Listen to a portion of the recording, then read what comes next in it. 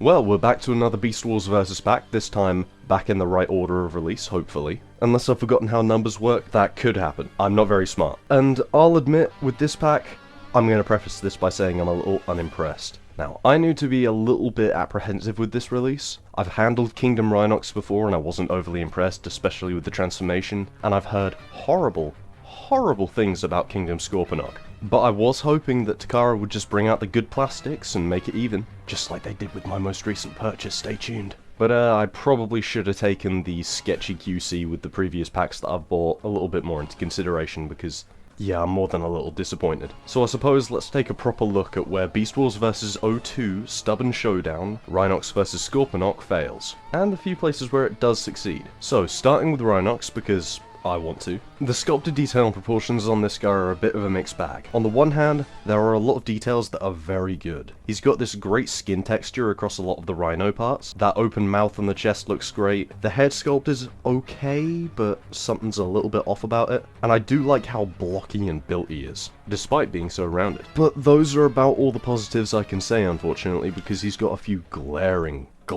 issues. For starters, the skin texture is missing from the shins. It's just a completely flat surface and it looks really out of place. I'm not a fan of that. And the gappiness just next to the shins does not help. And if you're talking about gappiness, then the inside of the shoulders, you need to look no further. These are abysmal. These are absolutely horrible. They're so structural and they are so hollow and it's very visible from every angle. And the back isn't much better. The shoulder blades have gaps just like the arms, but not quite so bad. I think they're a little bit better disguised by the shade of green. But that pales in comparison to the abysmal back kibble. The head, I could accept. It kinda needs to be there, this is the design. But the huge chunk of rhino just hovering off the back, that's unacceptable in my books. Well, I'm not exaggerating, this is hideous. It's got the same lack of detail as the shins did, and it just doesn't work. I don't like being this negative, but I do have to be critical here. This is just not a very good looking figure in my books. If you squint and you hold it kinda far away, it does the job. But once you start posing it and seeing those gaps in the arms, or if you take even one look at the back, it falls apart quite quickly. But I will say, the colours are a bit lovely. This figure isn't massively metallic, but there is very much a subtle metallic sheen. Both the brown and the green have this kind of pearlescent quality to them, and that combined with the way that the sculpt works, it interacts very well with light. And sculpted colours aside, the paint is absolutely gorgeous. All of the paint on the torso and the head, it's so clean and so vibrant. The metallic gold is on point. I love the pink around the teeth.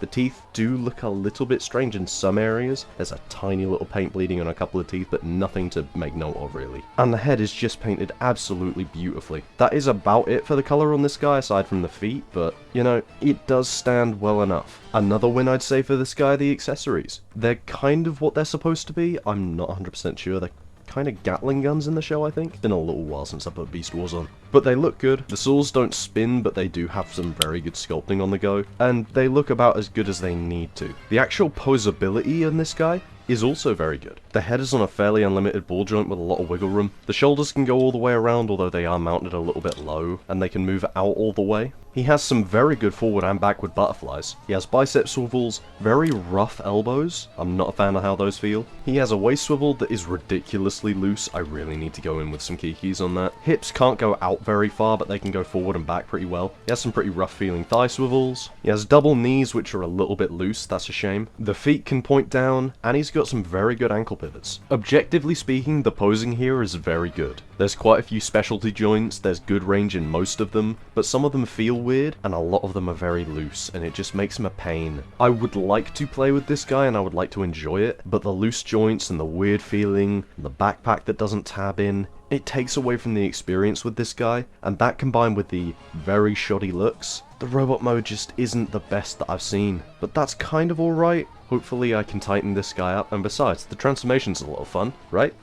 No. The transformation on this figure is easily one of the worst I have ever handled. There are so many clearance problems, the shoulders moving past the head, the knees folding around and untabbing, and everything having to plug in and just work past itself. It's a horrible experience. You're having to bend and flex plastic, things don't tab in where you want them to, and even then, when you do get things situated together, the tabs are so weak, and they're on moving platforms that they just collapse in on themselves. I can never quite get the flanks of the rhino motor tab in, and altogether, is it really worth it to get a Rhino mode that is this compromised? To start off with, the look of this Rhino mode, it's okay. There's nothing massively wrong with it, aside from what was wrong with the robot mode. The fact that the skin texture is just inconsistent, and is basically absent on the top. Like, all around this thing looks pretty good, until you get to that top view, at which point it just kind of falls apart. There doesn't seem to be much of a gradation into it, it just looks like the detail's missing. I don't know what's up with it. If I can give it some credit, the kibble management is very good. The only visible robot kibble is on the back of the front legs, and all the rest is nice and neatly tucked in within the belly. I am quite a big fan of the head sculpt, the horn is nice and prominent, the eyes, the way all the wrinkles behave, I am quite fond of the look, and the posing isn't terrible. It's not great, but it's okay. The head can look up and down a little bit, the mouth can open pretty wide, the front legs can move forward and backwards and they can move out, and the back legs are on ball joints. Overall, Rhinox is extremely mediocre. I wouldn't call this figure bad. I just wouldn't say that there's much to cling on to and enjoy with it. I'm okay with this figure. I'm happy to just have it on the shelf filling out that gap in the Beast Wars Vs collection. It works for the look, as long as the legs are hidden and it's facing forward it'll be fine, but it's not the best thing in the world. But I can't say the same for Scorponok, unfortunately, because this figure is just bad. Like, sculpting wise, this is all okay. It's not brilliant, but it works. I'm a big fan of all the details. The skin texture is a lot more consistent. The moments where it breaks out into robot parts look absolutely fantastic. There's this almost grated feel, especially on the shins. The head sculpt looks okay, but the proportions, just terrible. The character in the show is very lanky, he had a bit of an upside down triangle build, the arms were very long, the legs were pretty long, and he had quite a long torso that sloped upwards. This guy, he's short, he's stocky, he's barrel chested, the legs are minuscule. I just don't like the way it all comes together. The back view has a lot of hollowness in the backs of the shins and the tail, but I think the biggest offender are all of the scorpion legs. These are just way too obtrusive, they stick out too far, they're visible from every angle, and on my copy, they are all horrendously loose, so it's very hard to keep them in one position. There's just very little for me to enjoy about the silhouette of this guy and the way that he's built, and the colours unfortunately just aren't saving it for me this time. Now yes, they're pretty show accurate, the purple's pretty much on point, but I feel like the grey should honestly be darker. The silver should be a little bit more prevalent throughout the figure, and it's just not. Honestly, what I would prefer is if a lot of the grey sections, particularly on the torso, swapped with where the silver paint is applied. I feel like a silver chest would look an awful lot better than a silver midriff, and would probably slim him down with the darker colours on the waist. I know that Kian's got some 3D printed leg extensions on his, and it looks an awful lot better off for them, but I don't have the patience for that with this figure. There's too many things it's doing wrong in my books. Now, this figure doesn't really have accessories per se, but there are some small features here and there. Both of the claws can open. His left claw has a couple of missiles in, the right has a fly? What? Please, somebody tell me the context of this, I am so confused. These are removable on 5mm pegs, as I have just found out removing them while I am doing the voiceover, so you can swap them around, and they're both pretty well painted. The fly has quite a few different accenting colours on it, and there's some Predacon symbols on the missiles. But what would the point in having these claw features be if he didn't have the articulation to use them? How would you use a fly in a fight? I don't know, somebody tell me, please, down in the comments. The head is on a very limited ball joint that basically only swivels, so they can look up. With the head shape, I would have really preferred that he could have looked down, but oh well. The shoulders can move out at the shoulder and at the torso. He's got very tight bicep swivels and extremely tight elbows. There's wrist swivels at the claw, of course the claws can open. He has a waist swivel. The hips can go out, forward and back pretty far. He's got thigh swivels. Extremely deep knees thanks to the horrible hollow shins. At least there's one positive out of that. The toes can point down, and he's got some pretty good bidirectional ankle pivots. The articulation on this guy is overall pretty good, and he is a lot more solid than Rhinox, but some of the joints are just way too tight. And unfortunately, his proportions just limit his articulation so much and the scope of the poses he can get into. This figure's scope is just, it's very limited. And the transformation on this guy,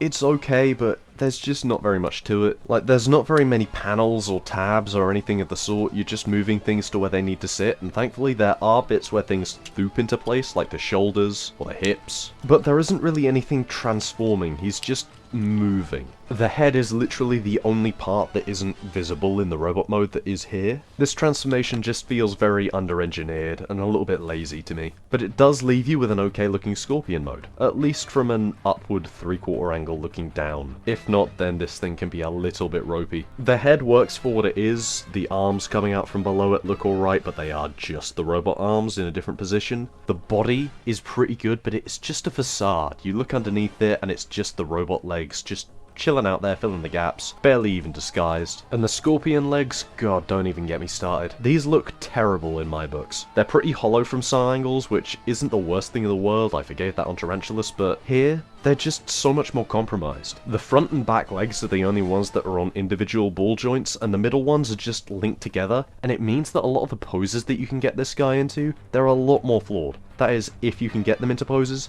because the weird angle that they sit at means that they have to sit a certain way so their legs can touch the ground. The movement that you have in the arms stays the same as the robot mode, the tail has a couple of hinges in the top and a ball joint at the stinger, but aside from that there isn't really anything you can work with, so this is a very static alt mode. It's just not great, there's not a lot to love about this figure at all, and honestly that makes this the most skippable pack so far of the Beast Wars Versus series, and probably out of all of the many Takara packs that I've purchased this year. And you know what? I expected to be dissatisfied with this pack. Like, Rhinox I could take or leave, but Scorponok is just incredibly rough. I can't say I would recommend this pack unless you are specifically looking for these two characters, and even then, the aftermarket prices this pack goes for, not even worth it. I was lucky enough to trade for this pack, but even then, I can't really say that this is a worthwhile purchase in my books, it's just far too flawed. But please, if you have any suggestions on how I might enjoy these figures better, leave them down in the comments below. Leave a like if you agree with my statements, leave a like if you disagree with my statements, why not? Confuse me.